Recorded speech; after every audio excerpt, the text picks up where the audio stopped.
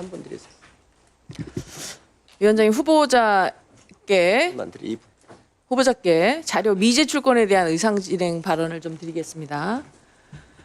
지금 국민들께서는 이번 이재명 정부의 안보라인 인사에 대한 우려가 있습니다. 국군 통수권자인 대통령은 유엔 안보리 결의 위반이자 엄연히 핵무기 개발에 사용할 자금을 불법적으로 북한에 송금한 혐의로 기소된 상태이고, 국무총리는 미국 문화원 점거 농성 사건을 배후에서 조정한 혐의로 5년 6개월간의 실형을 살았습니다. 국정원장은 천안함 폭침을 북한의 소행으로 인정하지도 않고 사드 배치도 반대했던 사람입니다. 통일부 장관은 통일부 명칭마저 바꾸자고 하고, 오늘 기사를 보니까 북한의 위협의 핵심인 한미연합 훈련 유예를 운운하고 있습니다. 또 오늘 이렇게 인사청문회를 하는 국방부 장관 후보자는 창군 이래 첫 방위병 출신입니다. 공교롭게 앞서 대통령 총리는 군에 안 갔다 오셨고요. 장관 후보자는 방위병 출신입니다. 따라서 국가안보에 위기가 생기면 어쩌나 하는 국민들의 우려가 있음을 대신 드립니다.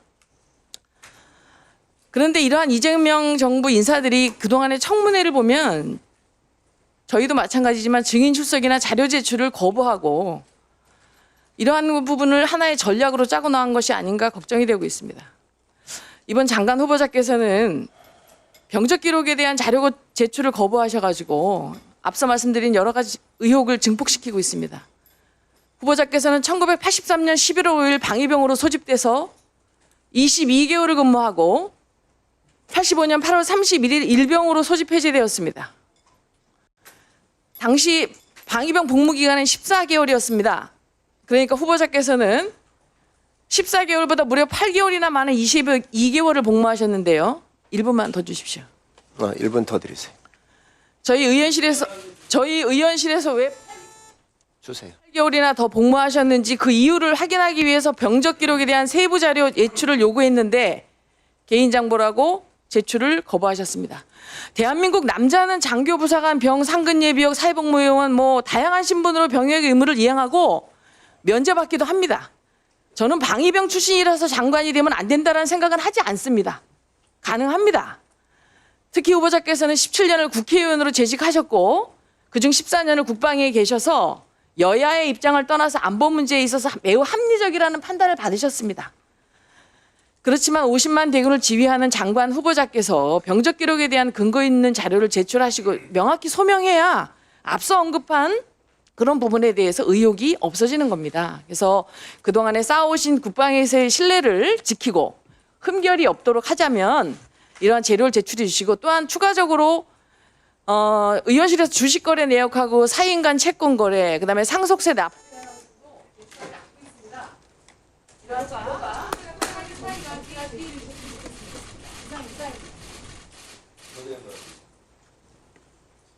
네, 정청래 의원님 의사진행 발언해 주시기 바랍니다. 국가안보의 가장 큰 위협은 윤석열의 비상계엄 내란 같은 행위입니다. 지금 내란 특검에서 외환죄에 대해서도 지금 신속하게 수사 중인데요. 내란 우두머리가 수석당원으로 있었던 내란 동조 세력 국민의힘에서 방위병 출신 운운을 하는 것에 대해서 참을 수가 없습니다.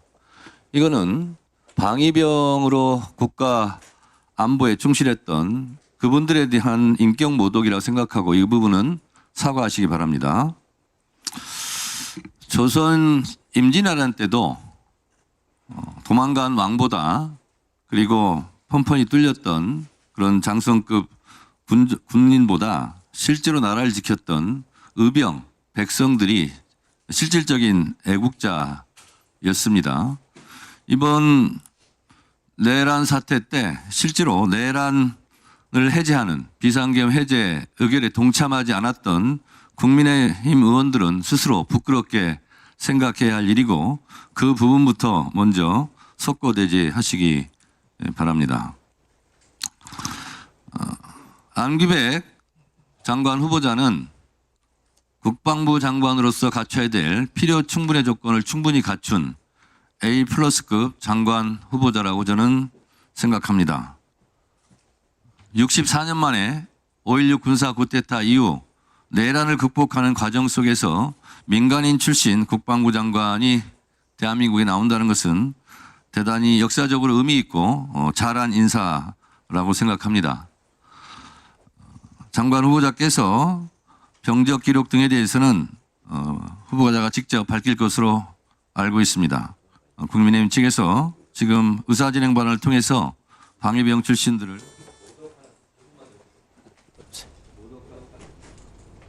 하는 듯한 발언을 한 것에 대해서 깊은 유감을 표합니다. 그리고 이번 인사청문회는 저런 말도 되지도 않는 엉뚱깽뚱한 저런 정치 공세를 하지 말고 안기백 장관 후보자가 갖고 있는 전문적인 식견과 국방 개혁에 대한 정책 질의에 집중해 주셨으면 고맙겠습니다. 이에 위원장께서 이런 발언들은 자제시키고 의사 진행을 잘 해주시기 바랍니다. 네, 의원장으로서 한 말씀 드리겠습니다. 안규백 후보자 훌륭한 분이십니다. 그리고 국방위에서 우리 동료 의원님들과 함께 의정활동을 하면서 아주 모범적으로 잘하셨습니다. 폭넓은 식견이나 여러 가지 측면에서 갖출 부분을 많이 갖추신 분입니다. 강선영 의원님께서 방위병이라고 얘기를 했다고 해서 절대로 폄하하거나 그런 의도가 아니라는 걸 잘 알지 않습니까?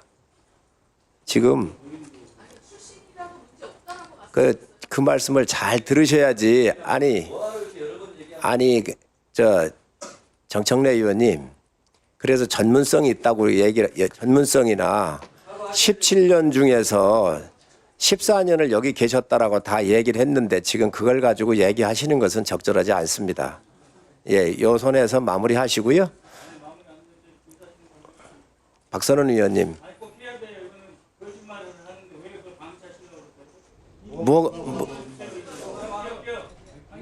자, 의사 진행 발언을 양쪽에 한 분씩 하셨습니다. 아니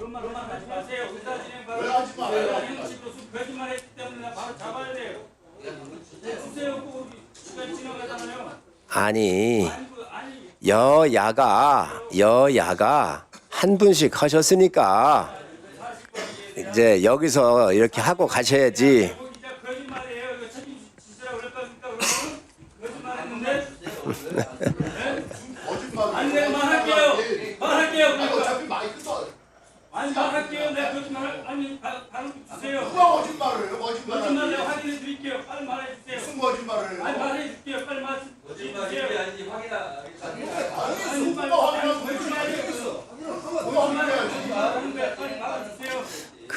알겠습니다. 제가 드리는데 박선원 의원님 회의를 하실 때 우리 계속 회의를 해오셨잖아요.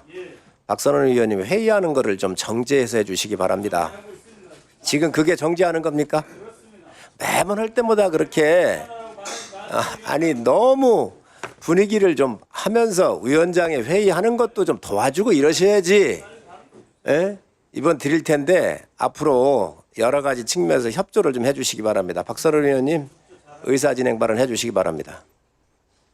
예, 그 어느 때보다도 문민 장관이 필요한 시점입니다.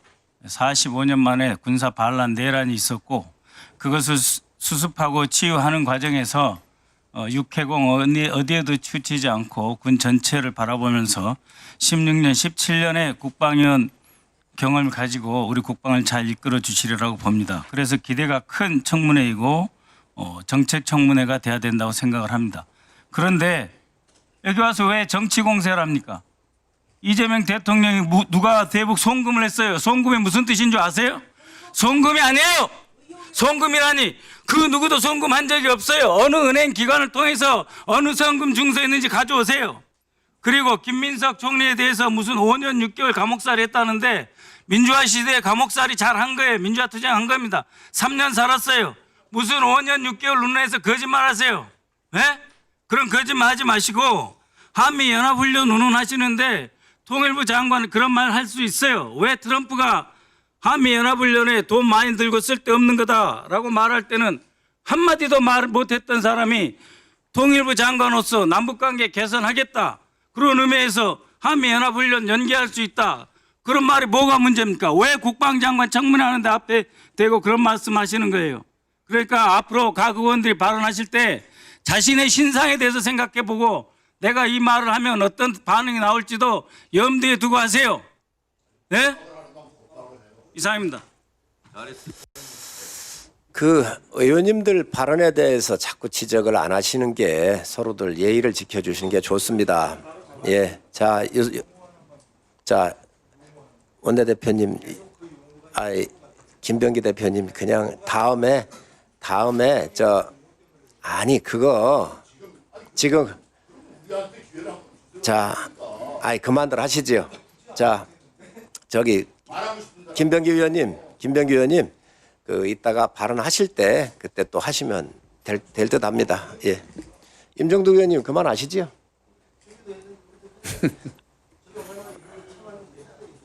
임정두 의원님 하시고 의사진행 발언 여기서 제가 정리하도록 하겠습니다. 2분 드리겠습니다.